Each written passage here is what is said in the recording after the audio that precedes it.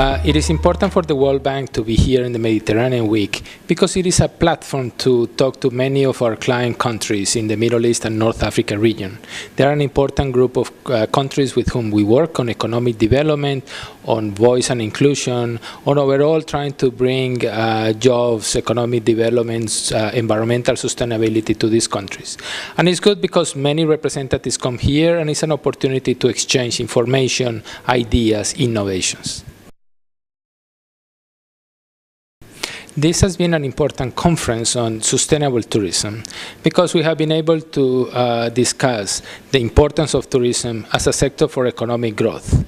It is an important sector for many of these countries and for the global economy. 9% of the GDP around the world is linked to the tourism industries.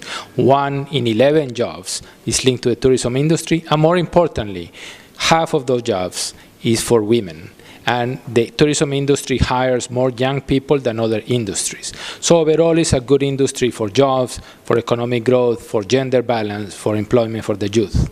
But one important message of this conference has been that tourism, in order to be really effective, needs to be sustainable because it needs to protect the environment and the cultural assets for the next generations, and so that it also strengthens the tourism. And it also can be very effective to reduce poverty if the tourism is connected to the communities, if the communities are able to benefit and to be connected to the tourism industry. We believe, therefore, that given the tremendous cultural and environmental assets of the Middle East and North Africa region, is an important sector for all of these countries. An important part of the new project that we have approved for Tunisia is to try to support the process of decentralization. In the Constitution now, the municipalities have more responsibilities and also more possibilities to provide better services for the population. As part of the overall change in the country, the importance of voice of the communities in decision-making becomes very critical.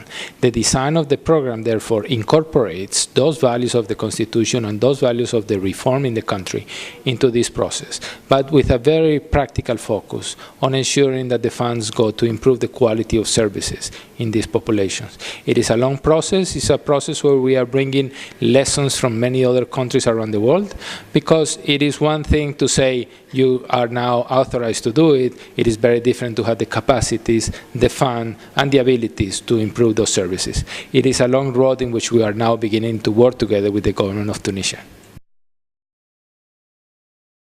What is important is not only the financial resources that the World Bank brings, but also as a global organization. We have been working with more than 120 countries around the world on development projects. And therefore, what we also bring is the experiences of what has worked and what has not worked in other countries.